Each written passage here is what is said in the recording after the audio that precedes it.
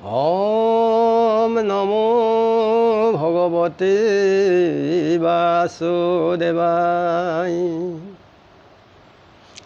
ৰহস্য জানে যিটো লোক সততে কীৰ্তন কৰে মোক ধৰি দিহ ব্ৰত কৰি যত বিপৰীত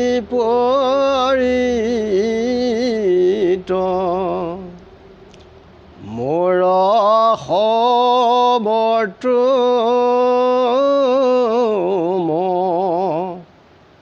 দুই পাৱে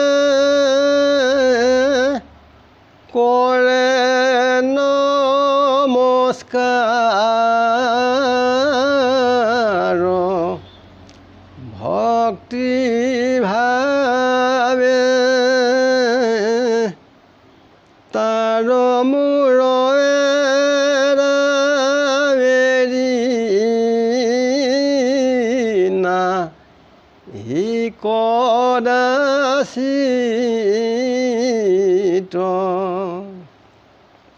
দুলৰী মনুষ্যক উপদেশ। ৰাম শুনা সভাসদ ভাগৱত পদ আপদ হক বিনাশ ইটো কলিকাল ভকতি কভাল কৰিলা সুকে প্ৰচাৰ ভাৰত বৰিষ মনুষ্য শৰীৰ কলি যুগে হৰি নাম শাৰীৰ সংযোগ কত পুণ্য পাইলা কৰাতৰিবাৰ কাম ইহেন কলিত তাৰিতে নপাৰে মনুষ্য জনম পায়া ভকতি নকৰে হৰি নোসুমৰে তাক বঞ্চে বিষ্ণু মায়া নমো নমো ৰাম কৰায় পাসম সংসাৰৰ দুখ তাপ তোমাক নভজি আপদ তমজি মৰু হেৰা কৃষ্ণ বাপ তুমি সে মাধৱ আমাৰ বান্ধৱ এবেশে ভৈলা বিদিত সংসাৰ তাৰণ তোমাৰ চৰণ তথাপি নিচিন্তে চিত্ৰ মনৰ লগত ভৈলো বুদ্ধিহত মায়াৰ নপালো পাৰ মই দুৰাশয় জানি কি পাময় আপুনি কৰা ধাৰ ভকতি খাঞ্চিব যিমতে বঞ্চিব সংসাৰ তাপ দুঘূৰ দিও উপদেশ হে শিকেশ হৃদয়তে থাকি মোৰ সদা মোৰ মুখে যেন সুখে দুখে নেৰুক তোমাৰ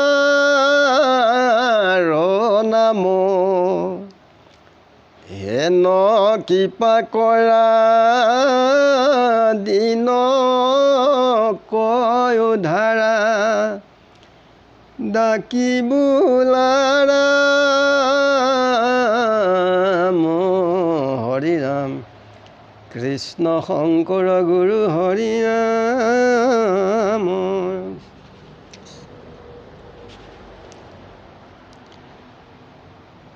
যে আমি সকলো মনুষ্যৰ লোকেই ভাগৱতৰ কথা আমি শুনিব লাগে ঈশ্বৰত মতি হ'বৰ কাৰণে।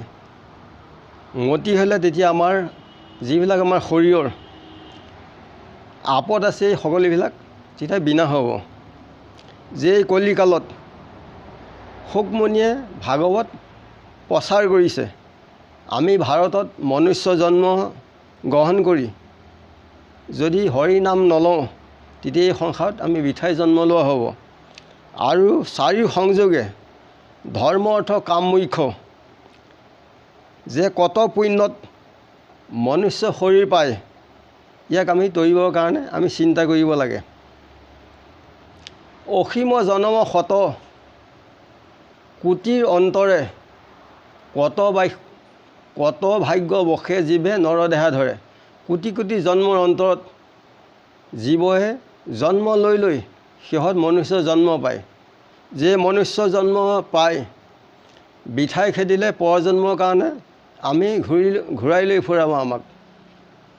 এই কলিত যদি আমি তৰিবৰ কাৰণে চিন্তা নকৰোঁ মনুষ্য জন্ম পায় তেতিয়াহ'লে আমাক বিষ্ণু মায়ে আমাক মুহি আছে। যেনে ধন ভাৰ্যা পুত্ৰ মাটি বাৰী এইবিলাক মাৰে আমাক মুহি আছে। সেইকাৰণে ঈশ্বৰত আমাৰ মন নহয়। যে আপুনি আমাৰ সংসাৰৰ সকলো দুখ তাপ আপুনি উপশম কৰক, আঁতৰাই দিয়ক।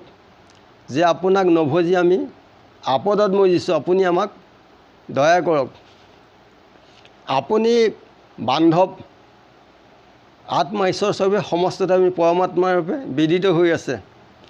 যে সংসাৰ তৰিবৰ কাৰণে আপোনাৰ চৰণত চৰণ চিন্তি আমি সকলো আগবাঢ়িব লাগে। চিত্তত আমি মনৰ লগত কি কৰিছোঁ, আমাৰ বুদ্ধিতবিলাক অজ্ঞান হৈছে, মায়াত পৰি পেলাই। যে আমি দুৰাশয় অজ্ঞানী আপুনি জানি কৃপা কৰি পেলাই এই অধৰ্মক আপুনি উদ্ধাৰ কৰক। যে ভকতি কৰিলে আমি এই সংসাৰৰ পৰা আমি দুখ দুৰ্গতিৰ পৰা আমি হাত সাৰিব পাৰিম যদি আমি ঈশ্বৰ কৃষ্ণক ভজোঁ। নহ'লে কোটি কোটি জন্ম লাগি এই সংসাৰত পৰজন্মটো আমি বহুত নিকাৰ দুখ যন্ত্ৰণা ভোগ কৰি থাকিব লাগে। যে আপুনি হৃদয়ত থাকি আপুনি উপদেশ দিয়ক যে সৰ্বক্ষণে আপোনাৰ নামগুণ যেন সুখে দুখে নগুচক। আপুনি দিনক উদ্ধাৰ কৰে, অৰ্থাৎ দৰিদ্ৰক আপুনি দয়া কৰে। আপুনি সকলোৱে কৃপা কৰি আমাক উদ্ধাৰ কৰে আপোনাৰ নামগুণ ল'বলৈ। কৃষ্ণৰ কৃপাত যেবে ভৈলা সাধু সংগ তেবে হৰি কথা শুনে কৰি মহাৰংগ তাতপ আছে গোবিন্দত মিলে প্ৰেম ৰতি তেবে কীৰ্ত হৈয়া এৰাই দুৰ্গতি এতেকেহে ভকতিক লভিবাহৰ থান কহিলো সাধু সংগ বিনে নাহি আন যে সাধু সংগৰ বাহিৰে আনত ধৰ্ম পোৱা নাযায় সেইকাৰণে সাধু সংগী হৈছে শ্ৰেষ্ঠ যে মনুষ্য শৰীৰ পাই হৰি নভজিলা অৱশ্যে হৰিভা ভাই তিন তৰু শিলা আমি মনুষ্য শৰীৰ পাই যদি ঈশ্বৰ কৃষ্ণক আমি নভজোঁ তেতিয়াহ'লে আমাৰ মৃত্যুৰ পাছত কি হ'ব তিন তৰু আৰু শিল যে যিবিলাক তৰুই যিবিলাক গছত বগাই ফুৰে সেইবিলাক হ'ব লাগিব আৰু বন হ'ব লাগিব বিশ্বত সেইবিলাক গৰুৱে খালে তাৰপৰা পুণ্য উৎপাদন হ'ব তেনেকৈ ইটো পাছত সিটো তেনেকৈ পুণ্য হৈ এটা জীৱই মনুষ্য শৰীৰ পায় আৰু ঈশ্বৰক আমি নভজিলে কি হ'ব শিল হ'ব লাগিব এই পাহাৰত এনেকৈ ডাঙৰ ডাঙৰ শিল ডাঙৰ হৈ আছে আমি যদি ঈশ্বৰক ভজনা নকৰোঁ সেই পাহাৰৰ মাজত ডাঙৰ শিল কৰি পেলাই থৈ দিব আকৌ তাক কোনো চৰকাৰে তাক ব্লাষ্টিং বম দি পেলাই ভাঙি টুকুৰা কৰি তাক যেতিয়া গাড়ীত আনি ৰাস্তাত পেলাই ভাঙিব দিব মানুহ যেতিয়া অহা যোৱা কৰিব সেই পুণ্যৰ ফলতহে সেই শিলত থকা জীৱটো ট্ৰেন্সফাৰ হৈ মনুষ্য শৰীৰ পায়গৈ সেইকাৰণে মনুষ্য জ্ঞানী শ্ৰেষ্ঠ চাৰি জীৱৰ ভিতৰত সেইকাৰণে জ্ঞান মাধ্যমেৰে আগবাঢ়িলে ঈশ্বৰক চিন্তি সকলোৱে সুগম হয় ইমানতে আমি ৰাখিছোঁ গুৰু কৃষ্ণ কোটি কোটি ঘূৰ অপৰাধনীতে কৰ আমি দুৰাশয় হে হৰে মোক ৰাখ হেন মানি খমিও কৃপাম ৰাম খমিও কৃপাম গুৰু কৃষ্ণ কৃষ্ণ মহাবীৰ হৃদয়ানন্দ ৰাম ৰাম ৰাম কৃষ্ণ